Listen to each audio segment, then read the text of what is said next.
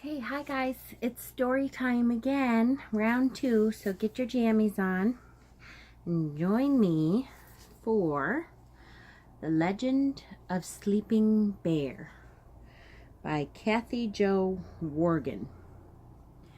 And this is a wonderful book. I'm going to try to get through it without crying because I could not do it the first couple times I read it. So hopefully, fingers crossed. Okay, The Legend of Sleeping Bear. The great bear waiting for her cubs who have turned into the Manitou Islands. The wind sweeps on. The story of their trip across Lake Michigan has become a legend for young and old, which is dedicated to your imagination and fantasy, that you may enjoy it forever and ever as the wind blows. Gwen somebody.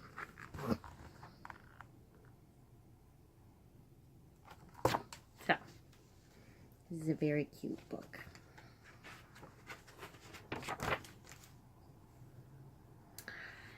So, first it says a little bit about the legend. So, a legend is a story created about a certain person or place. Many legends are created as a way of explaining history. Most legends are based in fiction, which means they are not necessarily true. However, the real magic of a legend exists in the fact that it is a story passed on from generation to generation. In writing The Legend of Sleeping Bear, it was my goal to remind people why this legend is so meaningful and to introduce new generations to the beauty and symbolism that lives on through the Sleeping Bear Dunes National Lake Shore. Here is my version of the legend, and may the legend live on in your heart. Kathy Jo Wargin.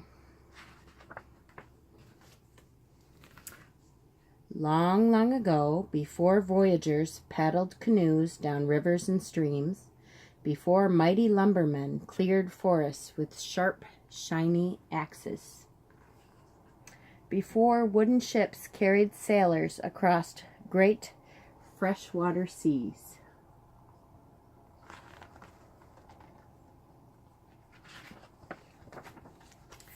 there was a beautiful forest near the edge of a mighty lake. Today, we know that forest as part of Wisconsin. And the mighty lake, sorry guys, my hair is in my face. The mighty lake is called Lake Michigan.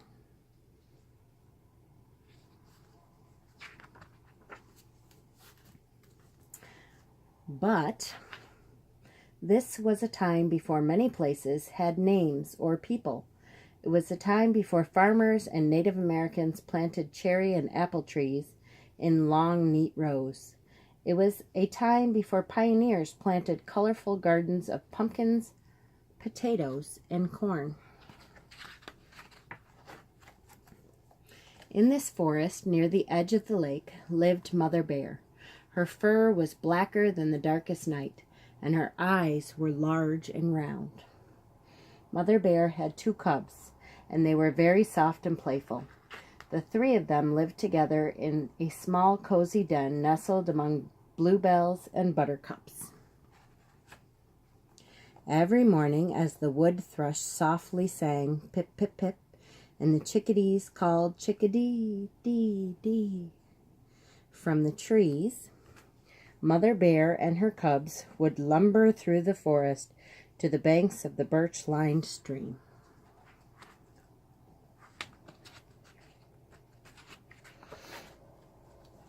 Deer would gently bend their slender necks to sip the cool water, and raccoons would quickly wash their faces. Mother Bear and her cubs would step carefully into the stream, and as the fresh, clear water trickled by, Mother Bear would teach her cubs how to snatch plump, colorful trout for breakfast. Afterward, they would sit lazily on the banks, nibbling blueberries and hazelnuts.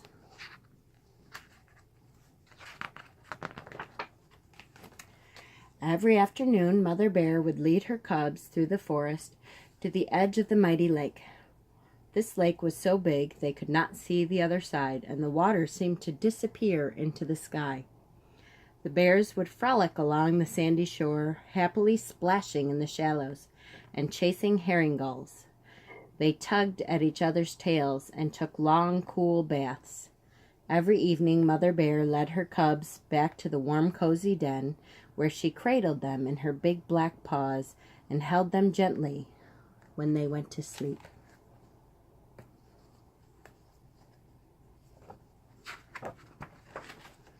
One morning, as they were lumbering along the birch-lined stream, there was a loud crash of thunder and a sharp hissing sound. Snap! Pop!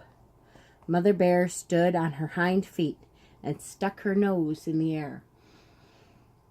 A brilliant orange blaze flashed through the trees, and dark clouds filled the sky.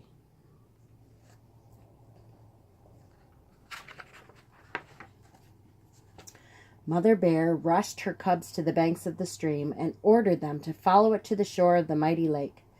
Bears dashed rapidly, deer sprang back and forth, and wolves ran wildly. Even the star-nosed moles hurried out from beneath the cover of the forest floor.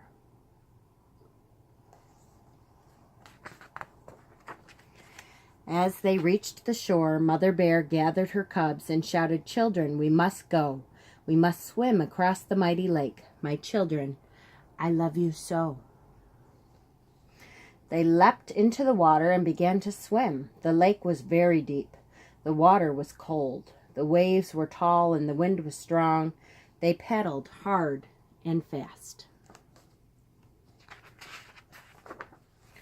Mother Bear pleaded, "My children, do you promise that you'll swim with all your might? If we are to reach the other side, we must swim throughout the night." The faithful cubs promised their mother that they would swim with all of their might. They swam and they swam, growing weary and tired. They swam as the afternoon sun grew large and warm. They swam as the sun slipped below the horizon and the air grew cold. And as they swam, Mother Bear kept turning her large black face to make sure her cubs were not far behind. She watched as their paws struggled against the water, and their soft round faces became smaller and smaller between the waves of the mighty lake. Mother Bear grew worried. Soon nighttime fell upon them. The sky grew dark, and the stars began to shine. Suddenly the air seemed quiet, and the water became very still. In the distance, Mother Bear heard the trill of screech owls and the howling of timber wolves. Mother Bear kept looking back as she swam throughout the night. Through her tired eyes, she noticed the morning sun was beginning to rise and cast its bright rays upon the deep blue water. She looked back once more, but could not see her cubs. Mother Bear collapsed on the banks of the shore. Her wet, heavy paws sank into the deep sand. There were rolling hills and huge mounds of sand all around her, and the land seemed very strange.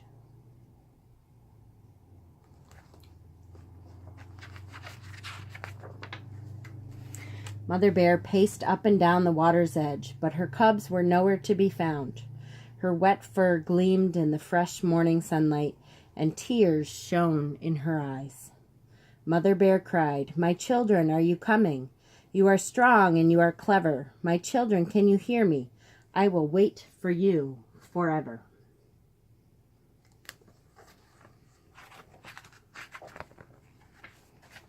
Mother Bear climbed to the top of the highest hill. She looked out over the dark, deep water, but saw no sign of her cubs. Mother Bear called throughout the day, "My children, can you hear me?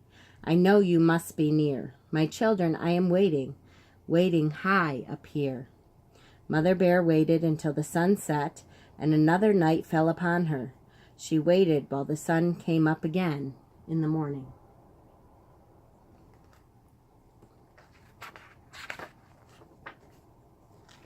She waited while wild pink roses bloomed all around her, and while baby white-throated sparrows learned how to fly. She waited while the grasses on the distant dune became yellow and dull. She waited while the leaves fell from the beech trees.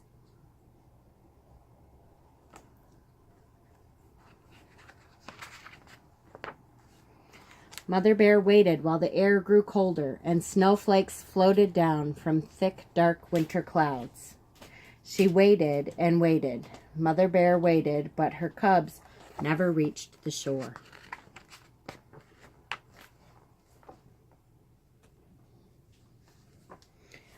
And high upon the hill, Mother Bear fell fast asleep in her sorrow. Years passed, and the winds of Lake Michigan blew blankets of sand upon her, keeping her warm and safe in her slumber.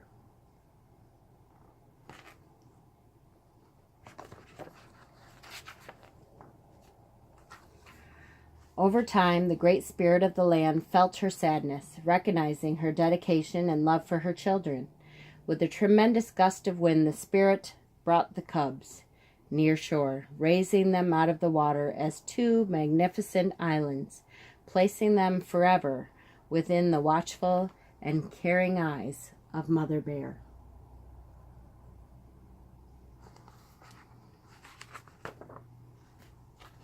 The cubs now stand suspended in time as the North and South Manitou Islands.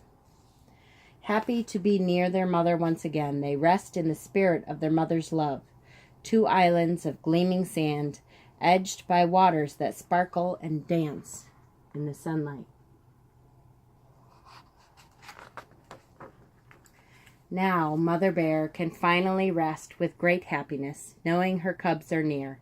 And today, when the world is quiet and the sun begins to set, you can still hear her voice echoing in the winds that blow across Lake Michigan. My children, as the years may pass and time slips through our hands, my love will linger near the shore and in the blowing sands. I'll send you kisses in the wind to let you know I'm here.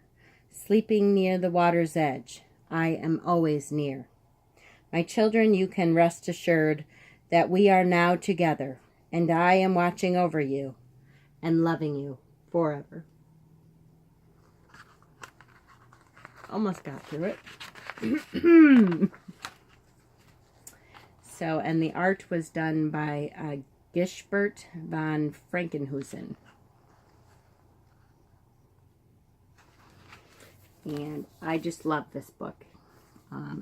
It is a sad book, but you have to teach your children about loss, so that's a good way to do things. And to me, it's like an indigenous story from the Americas about how some islands were made. So I love this book. I hope you all have a great night and wonderful blessings ahead.